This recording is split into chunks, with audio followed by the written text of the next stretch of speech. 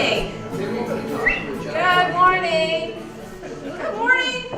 So glad to see you all and have you all with us this morning for our men's breakfast. And since it's June, it's kind of our little honorary Father's Day and honoring the men in our lives that have been so good to us. And just to show a little appreciation with the breakfast cookies, I said. But we're very, very glad to see you all, and very glad to be able to welcome StewartLytle, who is with the Town Common and has had a long career in newspaper work.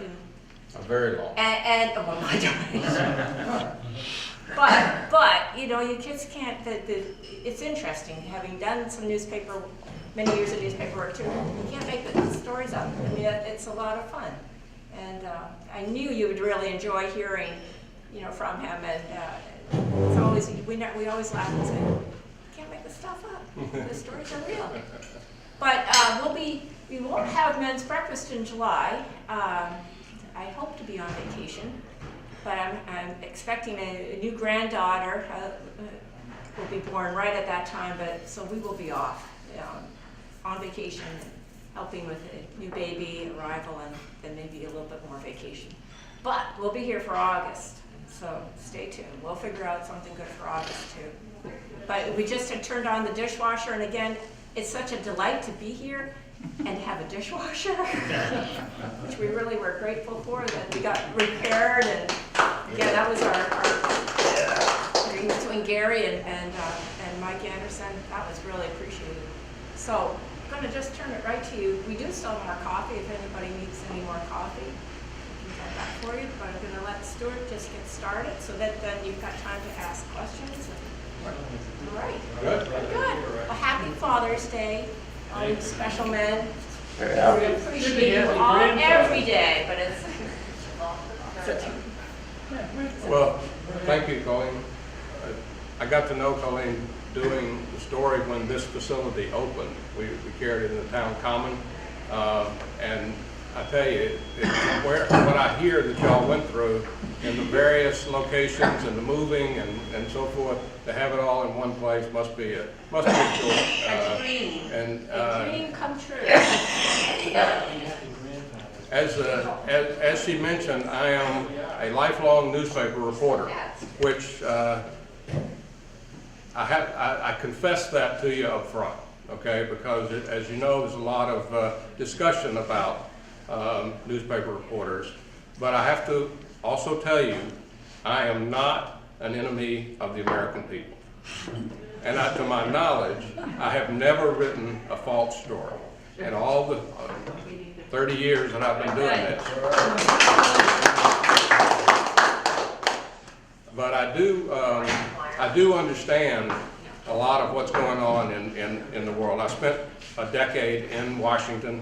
I arrived in D.C. to work for a little newspaper in Alabama.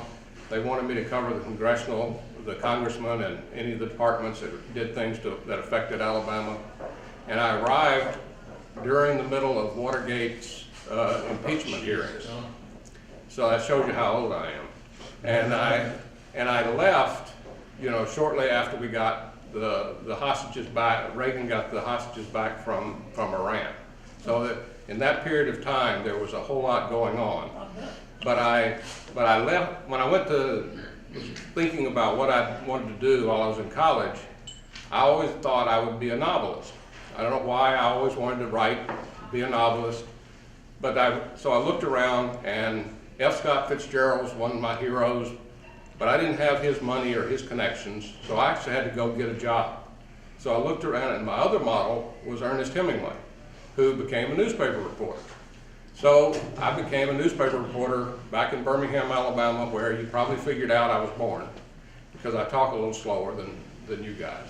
And I went to work for the morning newspaper in Birmingham, and I sort of wanted to be the Woodward and Bernstein of Birmingham. So I got a tip on one day from a friend of mine that there was some skullduggery going on at the county commission, that one of the county commissioners owned some property, and he had trailer park up there, a few trailers, and he wanted to make it more valuable. So he thought, I mean, as a county commissioner, he would just have the taxpayers build him some sewer lines and some water lines and some roads to that property, and it would make that property much more valuable.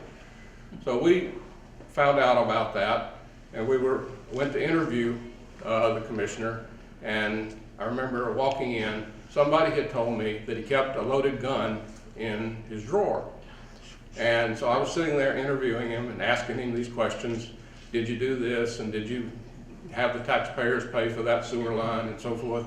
He was getting madder and madder, and he reached down and opened that drawer and pulled out the gun and set it on his desk. I was 24 years old and had never really been that close to a gun in my life. And I thought, oh my God, I'm going to be shot here in the county courthouse. He didn't shoot me, but he sure was angry. That night, I was at my girlfriend's house, and in those days I didn't think anybody really knew who or cared who I was dating. I got a call on her, we didn't have cell phones in those days, on her landline. A call came in, and a voice, I picked it up, the voice asked me what color car I drove. And in those days I drove an ugly old brown car. And I told him, and he said, go outside and take a penny, put it on the hood, remember, make it face up and remember which way it's facing. And anytime you come out and that penny's gone or it's in a different place, you call the police and tell them that there's some sticks of dynamite under your car. You can imagine at 10 o'clock at night, me walking out with a flashlight to see if there's dynamite under my car. I mean, and I felt, in one sense, very foolish that who would care, that much to blow a car up and with me in it. And at the same time, I thought, maybe they're right, and maybe there wasn't any. And for the next few weeks, I drove around with that silly penny every time I put it on the hood, every time I got out of the car.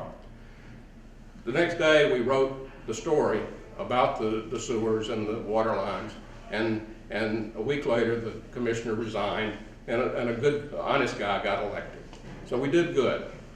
So fast forward a couple of weeks later, I kind of knew who had called me that night. And I said, I walked up to him and said, really appreciate you making that call, but was there really something going on? And he first denied he had made the call. And then he smiled at me and said, yeah, there were two guys driving around town with sticks of dynamite looking for your car. And they went to your house, your mother's house where I officially lived. They didn't know about your girlfriend. So they didn't find you that night. And then the story came out and the heat was off.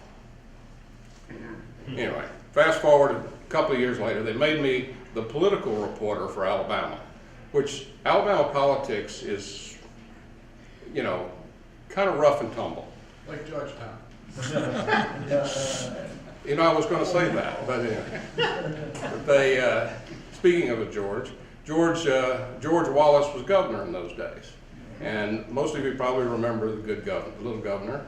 And the one thing that most people never understood is he controlled the House of Representatives in the state legislature, but he never had a majority in the Senate, and it drove him crazy because a lot of things he wanted to do got stopped in the Senate. Well, one of the old senators from North Alabama died, and so they had to have a special election. So I went up to cover that, and it said, and I was interviewing everybody, and somebody said, we sure do have a lot more state troopers in our county these days, and we have an awful lot of state employees up here. So I started checking around, and I found out that the candidate that George Wallace liked was being driven around in state cars and by state troopers. All the printing of his brochures and so forth were being printed down in Montgomery and trucked up there at state expense. And anything that the governor could do to help him win this election, he did. Because if he won that election, he would have a majority in the Senate for the first time. Well, I went home, wrote that story, front page story, and needless to say, his candidate didn't get elected. And George Wallace, who never liked the media much anyway, particularly hated me. And so he was a few years later, he was in a wheelchair after he was shot. And he was in Washington, where I was a reporter then. And I remember it was a hallway in, I think, the Department of Interior. And George was having a meeting with the Secretary of Interior and so forth. He came out, and I'm standing there. We're going to interview the governor, you know, doing our thing you've seen on TV. All of a sudden, he just rolls right over my toe. And man, did that hurt. But I remember him saying, "Yeah, I got you, Stewart." So anyway, but while I was in Washington, I'll tell you one more story. Washington politics, compared to Alabama politics, is really tame. And that's basically a 9-to-5 job in Congress. As you've seen, they take lots of recesses. You know, in Alabama, it is rough and tumble. Most of the bills are written in the Holiday Inn bar at 9 o'clock, 10 o'clock at night after they've had a few. And, you know, so I was used to that kind of environment. I go to Washington and it was really almost boring. I'd be home at 6 o'clock at night. I didn't even understand this.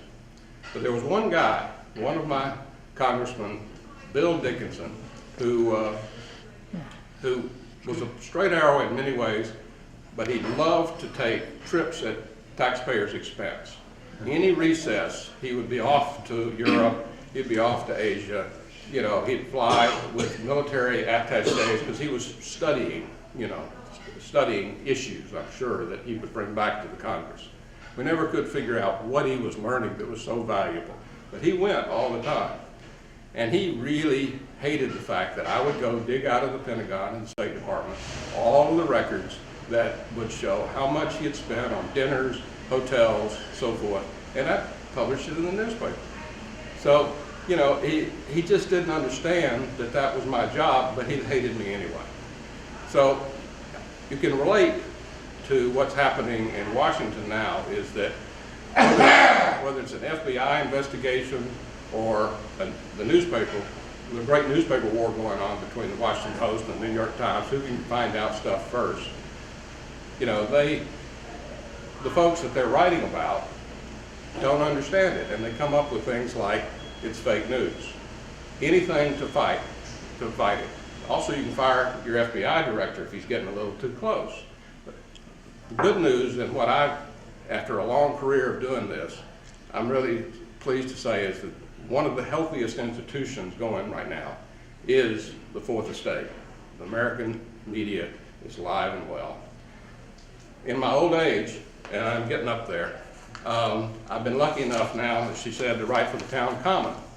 So instead of running people out of office and having people have guns in my face or dynamite under my car, I get to write about building kayaks and what is the real story behind the pink house out on Plum Island. You know, so, but I love writing for this newspaper. I get more compliments than I ever got in anything else I've done. I think it's partly because this is free, you know, and it's easy to read. And by the time you get one cup of coffee down, you've probably read the whole thing. So it's a fun little newspaper. And after all these years of thinking that I'd be a novelist, I finally got around to writing my first one. And so this is, I published it myself because I couldn't find any publishers in this day and age that wanted to take on a rookie novelist. But it's a story about a newspaper in Alabama. Where do you think I got that idea? But you know, the idea is simply the 16th Street Baptist Church in Birmingham, which was blown up 60 years ago, would be blown up again, and why would somebody do it? And a crusading newspaper finds out who does it and exposes it and so forth. So that's this is the first one, and people liked it enough that I'm actually finishing the sequel to it. So I'm here to answer any questions, debate anything. Yes, sir. In your career, how has the electronic age affected the actual popularity of newspapers? It's not the popularity as much. The question is what impact has the electronics had? It's had 2 or 3 really important impacts. One is it's cut severely into the revenue stream. Newspapers traditionally have made money on classified ads, and you know, Craigslist and things like that, websites that are free, simply took that all away. So that's one of the reasons so many newspapers have gone out of business. The other is that it really began to focus on rate of return from, if you buy an ad for $1,000 in a newspaper, you know, on the internet you can actually tell how many people clicked onto it to see who and whether they clicked through, how long they stayed, who they are, that sort of thing. You can't in newspapers. You can't tell that. And they discovered that newspapers lied a little bit about, you know, what value an ad is. And then, you know, and it's just also speed. You know, the internet's instantaneous.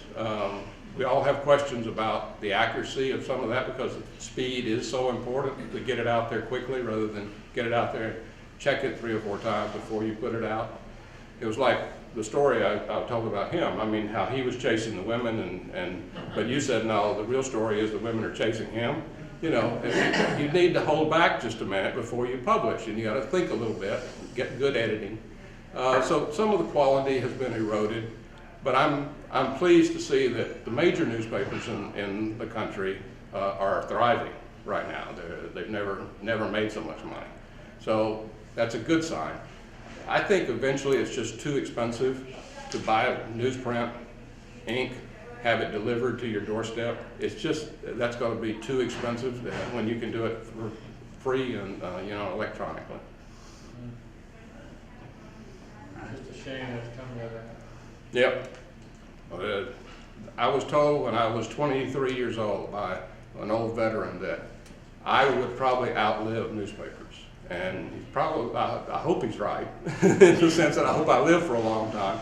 But at the same time, it is frightening that so many have. And I've, you know, people I've started to work for, the Birmingham News, Birmingham Post-Herald, Birmingham News, both are gone. They're all just on the web. The Dallas Times-Herald, where I went after Washington to work there, it's gone. I still write real estate stories for the Dallas Morning News, which survived. When I left Washington, I thought, I'll go work for the Dallas Times-Herald because they're owned by the LA Times, and I figured those were deep pockets that could survive anything. I was wrong. The local boys in Dallas were much better business managers, and they ran my paper out of business. Fortunately, I got to go work for my old arch enemy. And, you know, but the electronics is having a huge impact on the news business. So how do you think that will affect like just the local papers? You know, that just do local around the town, like the Georgetown. There'll always be a niche for them, right? Yeah, I do, and I worked briefly about 8 years ago for a group that was trying to start a local website news thing, and it really didn't work. People, I think, in the local communities, the ones that really love to have something that is that's in their hands. It's just that will come. I think these guys were just ahead of their time. But eventually, you'll have the Georgetown News or whatever online, and you can pick up your tablet and just read it every morning. But it's because it's so much cheaper to do that than it is to pay all the reporters, admin, and then to print it. Yes, sir. Your Eagle, Lawrence Eagle, the New Report Daily, the Salem News, they all want you to pay now to see it on TV, on your computer. Yep. Yep. They give you five tries. You know, you get to read 5 pages for free, and then after that they say, here's the number for this subscription. And a lot of people are doing it. A lot of people are subscribing. A lot of people read, you know, Boston, New York Times. That's their growth is in online subscriptions. I'm mostly interested to see the obituary, see if I'm supposed to be standing or laying down. I see you haven't read your name yet. That's good. It's a good thing. Hopefully they can't spell it. Well, you better get it off your belt then, because they can watch real easy. Yes, sir. Would you say deep down that what is going on in Washington right now is dirty politics? Would you answer that question? I would tell you that Washington has always had dirty politics. Yeah. I mean, you know, if you can go back in history, and it doesn't take very far to find some. We've had some wonderful people who have done great things, thank goodness. What I think we're learning is that our institutions are stronger than any one person or group of people.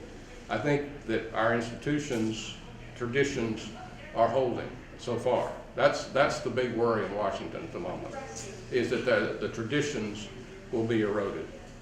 I mean, the Congress's power will be eroded, things like that. Billionaire Boys Club. Sir? The Billionaires Boys Club. On both sides.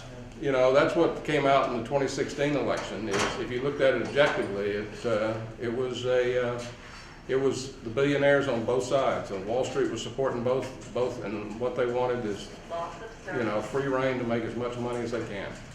I've always been an advocate of do away with the electoral college, let the popular vote for people. Never mind, I got 5 guys over here, if they vote yes, I'm in, right? Whereas 95 over here don't want me in, right? But these 5 carry the vote, so put me in.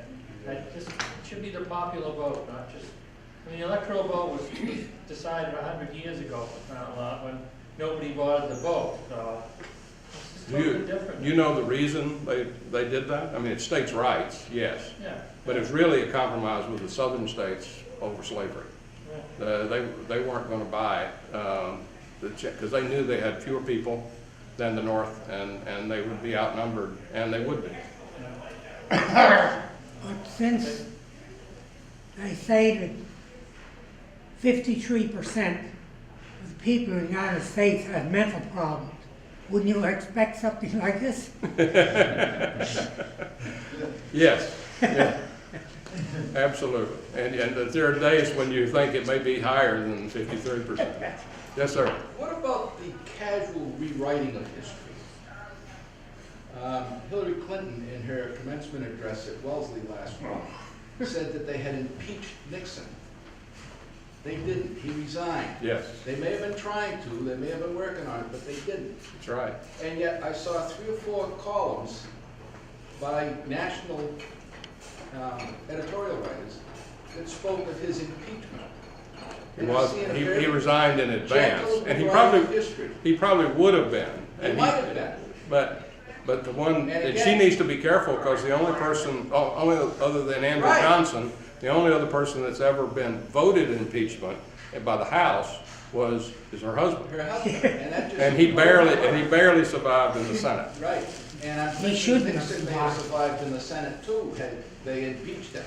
Because a lot of people don't understand, the House impeaches, the Senate tries. That's correct. And they think that, you know, if they impeached him, then they'd be rid of him, but the Senate still has to try him. And in Clinton's case, the Senate didn't have whatever. And I'm gonna tell you, had she been elected, if we hadn't had the Electoral College, and you know, I tend to think that she would have been a good president. I mean, but she was a terrible candidate, but she probably would be a very functioning, good person in the office. But she would have been constantly under the threat of impeachment, because the Republicans control both the House and the Senate. Yeah. And they would have come after her for whatever, I mean, hopefully something more than emails, but you know, they would have found something to impeach her for, and we would have been stuck with that. What about Benghazi? Well, could have been, yeah, they could have, you know, gone back for that. I'm just saying that the country doesn't need to be torn asunder, and it is somewhat now, but you know, we have to be careful of the important thing is holding the country together and getting some of this division brought back together. So, what else? Yes, sir. No, the children's table can't talk. Okay, great. No, I'm teasing. That was just 2 things. One is that the way I look at things now, it's really difficult to know what to believe and who to believe. So we're kind of left up to our own viewpoint, or view of things, to try to determine what's true or not true. Right.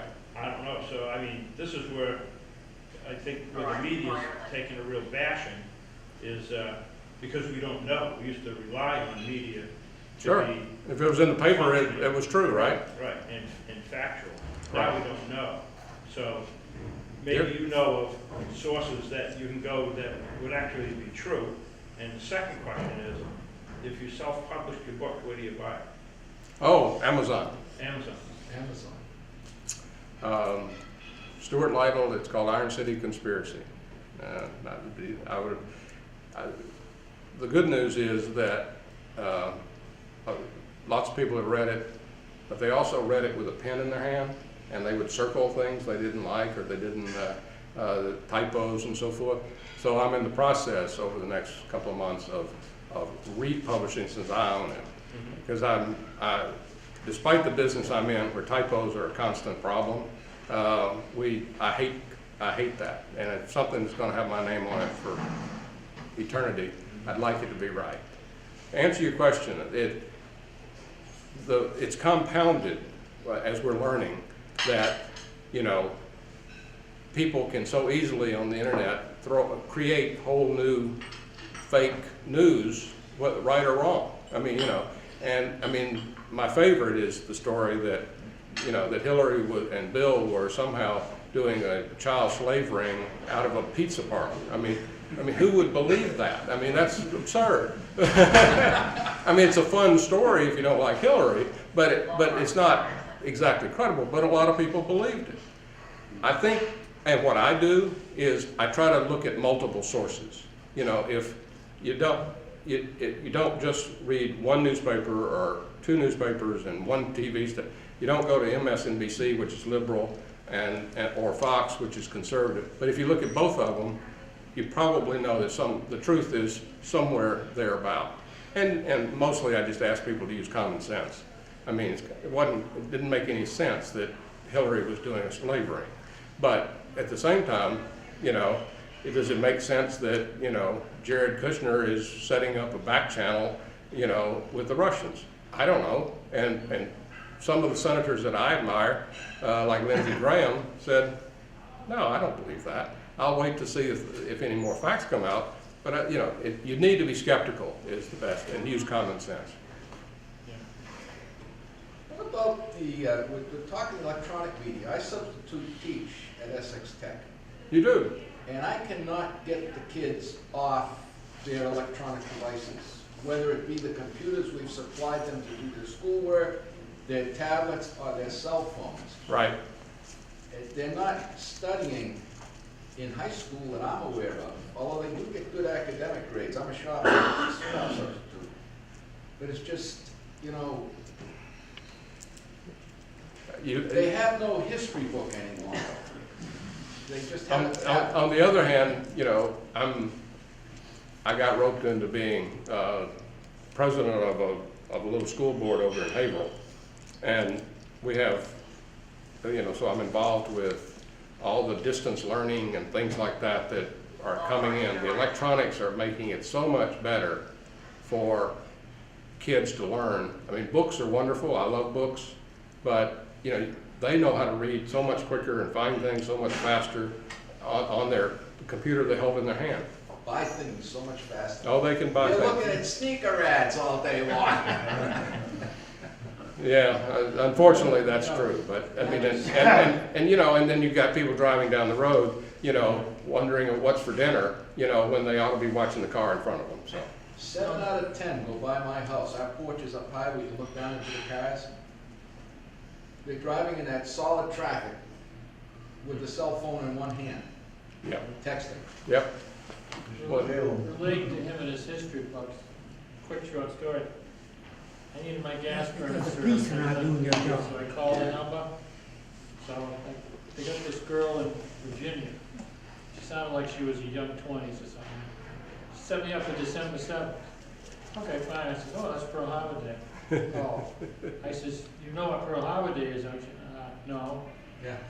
And I says, it's the day that, you know, that lives in infamy. We got brought in, Japanese attacked Pearl Harbor. Oh, I said, do you know where Pearl Harbor is? No.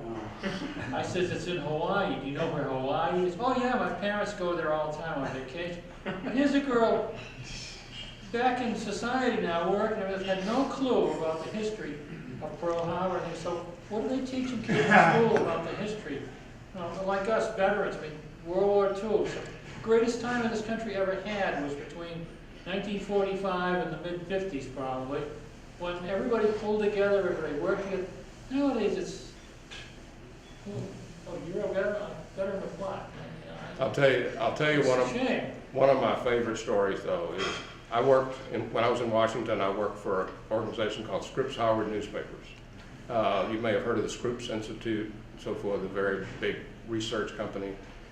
They owned a ranch out San Diego way, and they created a newspaper back in the early 1900s to serve that community.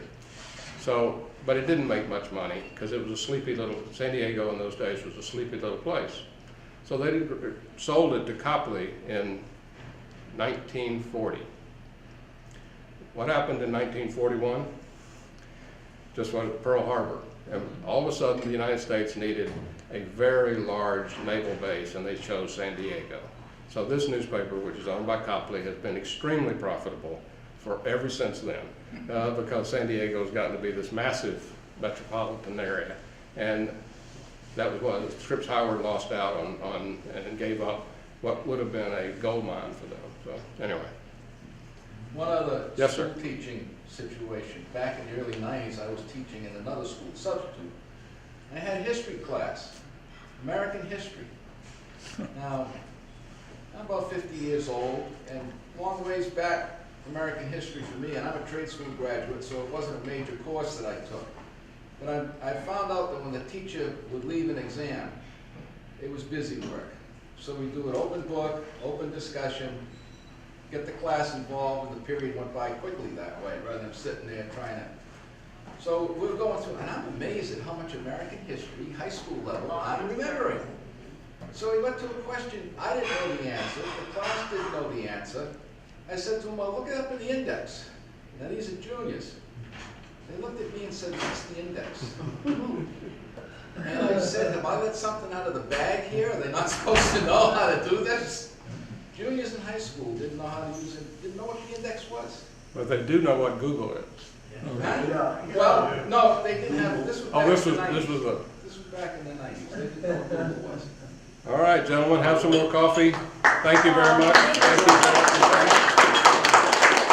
So much for coming. Oh, no, anything for you. Thank you. Anything for We you. really appreciate it. I knew that they would enjoy it, but thank you. And so we'll have breakfast in August, but we'll be doing things in July too, so stay tuned. And we'll figure out what to do next. I think